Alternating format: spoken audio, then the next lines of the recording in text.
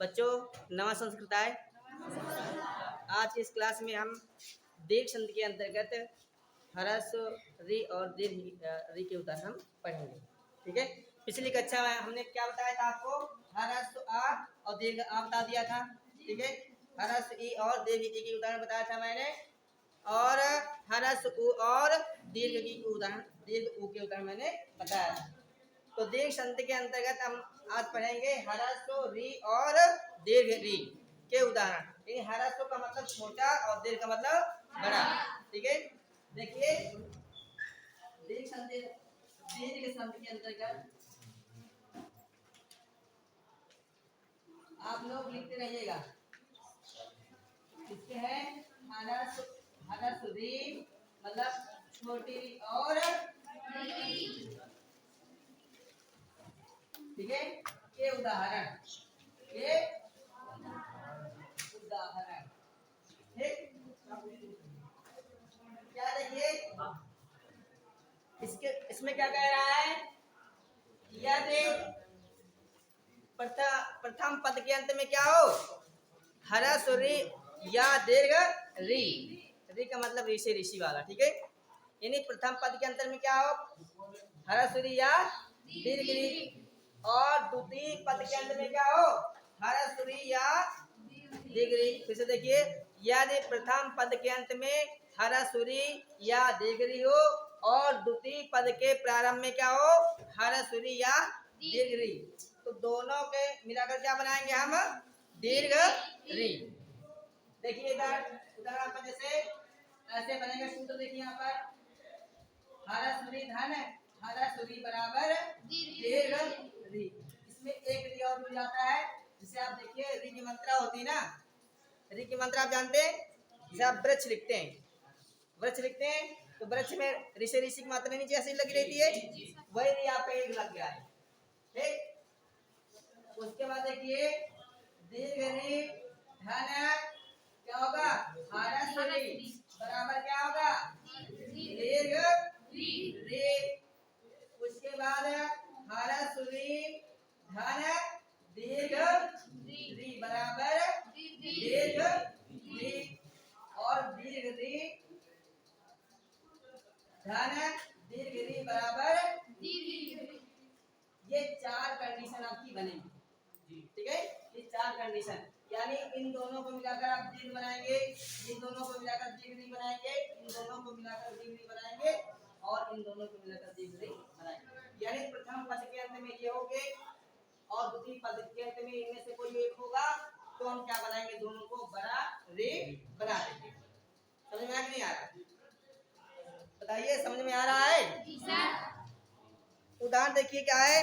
अच्छा, इस प्रकार से उदाहरण दे सकते हैं आप। यदि ह्रस्व री या दीर्घ री के बाद, ठीक है, यदि ह्रस्व री या दीर्घ री के बाद पुनः ह्रस्व री या दीर्घ री आए, तब दोनों के स्थान पर क्रमशः दीर्घ री आदेश हो जाता है।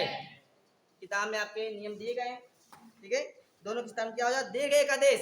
दीर्घ मतलब बड़ा, एक आदेश माने लिखना, यानी दोनों के स्थान में क्या हो जाएगा? बड़ा आदेश हो जाएगा।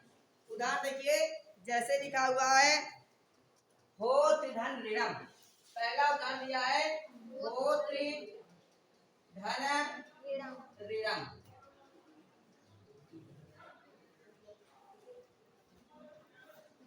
हो त्रिधन ऋणम। ठीक,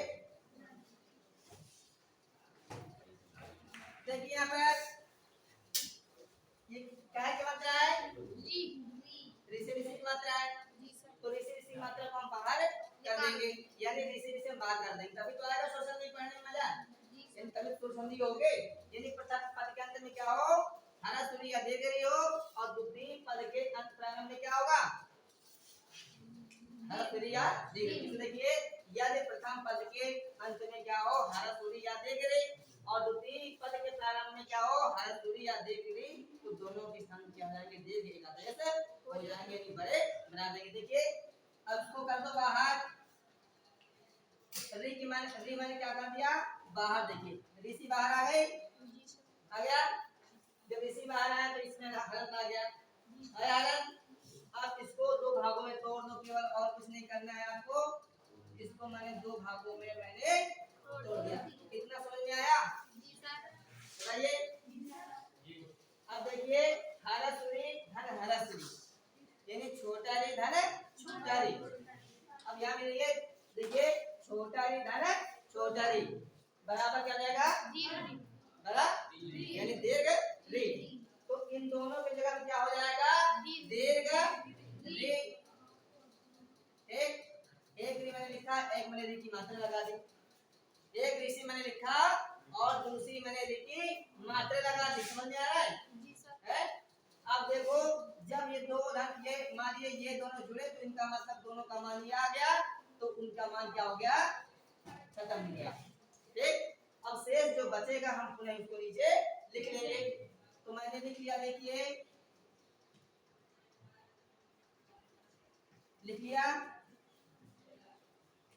भूत धन ऋ धन ऋणम। अब देखिए नियम में होता है कि अगर किसी व्यंजन के बाद में कोई स्वर आता है, सब नियम होता है यदि किसी व्यंजन वर्ण के बाद कोई स्वर आता है तो वह स्वर अपने आगे वाले व्यंजन में जुड़ जाता है। जोड़ दीजिए। अब देखो क्योंकि यहाँ पर कितने री है? 2 री है, ध्यान रखना। एक री बना हुआ है और एक री लिखा हुआ है। ठीक। अब देखिए इसको मैंने उसी प्रकार से उतार दिया। देखो एक री मैंने लगा दिया ये, और दूसरा री भी इसी में मैंने लगा दिया। लगाया? एक री की मात्रा ये है, दूसरी री की मात्रा समझ में आ रहा है? एक री की मात्रा आपके जे है और दूसरी री की मात्रा जे नीचे। 2 री आ गए। अब उसके बाद शेष बचेगा उसको उतार दो। जे ऋणम तो क्या बन गया? भूत ऋणम। क्या बना? समझ में आया कि नहीं आया? बताइए। क्या बना? भूत ऋणम।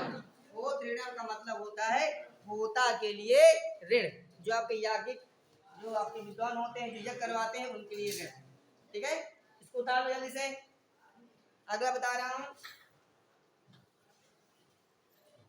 दूसरा उदाहरण दिया आप किताब में, मातृधन ऋणम। मातृ धन ऋणम।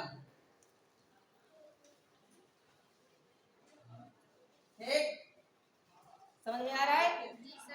क्या करेंगे? अलग कर देंगे। क्या अलग करेंगे? री किससे? ता से। अलग कर दो।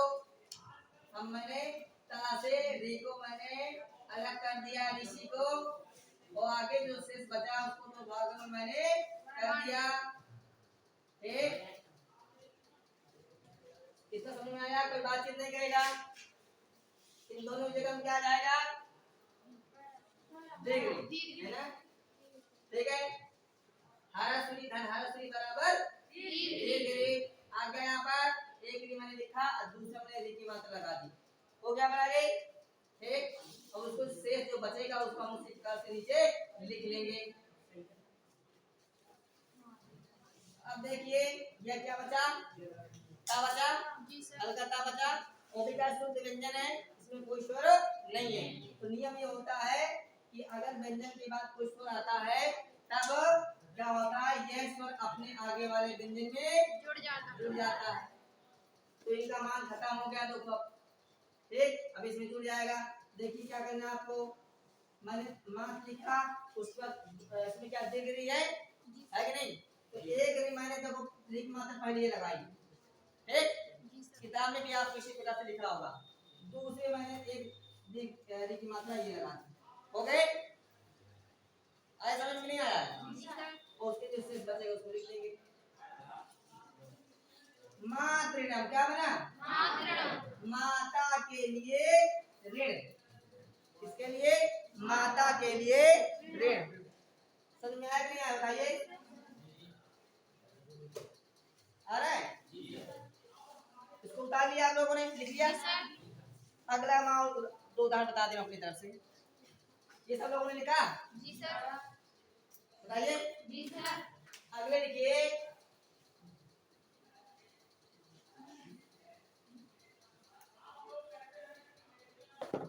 धन ऋण। देखिए भातृ, देखिए भातृधन ऋणम, भाई के लिए ऋण, किसके लिए? भाई के लिए। देखिए क्या करेंगे, ता से हमरी को हम अलग कर दिया, मैंने कर दिया, इसमें आगे हलन, उसके बाद उसको दो भागों में कर दे रहा हूँ, कुछ नहीं करना है आपको, समझ में आ रहा है? जी सर। इन दो ही मिले, दोनों मिलके क्या बने, बयानी बने, यानी डिग्री बने। इनका मान खत्म हो गया, हुआ खत्म, जो शेष बचेगा उसको हम क्या करेंगे, नीचे लिख लेंगे। लिख लिया, देखो लिख लिया, लिखा। अब ये क्या है, इस री को हम इसमें हम जोड़ देंगे, ठीक है, आ गया। क्या हो गया, भातृधन भातृणम, क्या हो गया, भातृणम, भातृणम, भातृ माने होता है भाई, क्या होता है, भाई, ठीक है।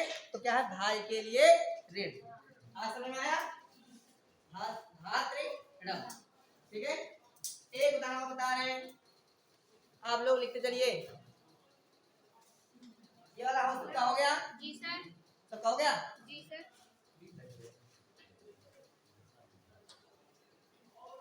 देखिए ऋण धन ऋणम, देखिए ऋण धन, ये नहीं आएगा,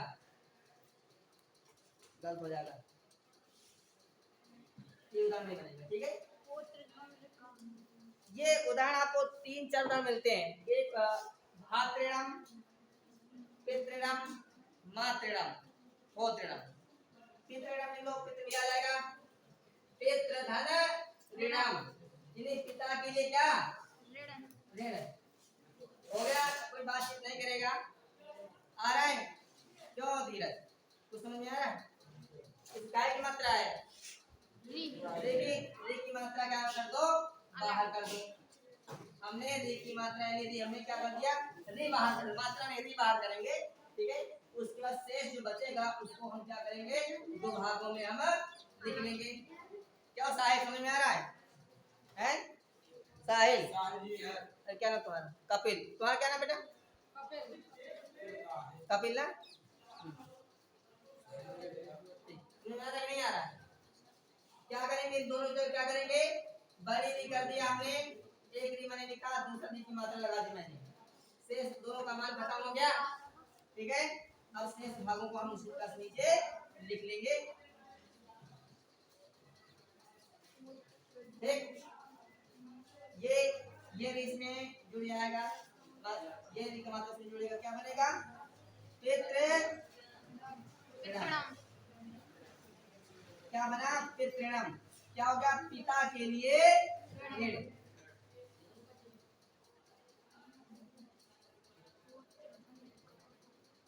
ठीक है। ये आपके उदाहरण हैं, आपके पुस्तक में जो उदाहरण लिखे थे या दिए थे उसको मैंने करवा दिया है, अलग से मैंने 2 उदाहरण बता दिया है, आशा करता हूँ सबकी समझ में आ गया होगा। बताइए किसके किस समझ में आ गया है, मैं समझ नहीं आया धीरज है, सब क्लास में पूरे लगभग सब समझ गया, तुम्हारा समझ क्यों नहीं आ रहा, ठीक है। तो आज से जो है दीर्घ संधि का समापन हो रहा है, ठीक है। आज से दीर्घ संधि पूरी पढ़ा दी है, जितने उदाहरण थे पूरे करवा दिया है। अगली क्लास में हम आपको जो क्या कौन सा दिया आपकी पुस्तक में, गुण संधि, अगले क्लास में हम गुण संधि पढ़ेंगे, ठीक है। आज के लिए यहीं तक रखते हैं, ठीक है। जय हिंद, जय भारत।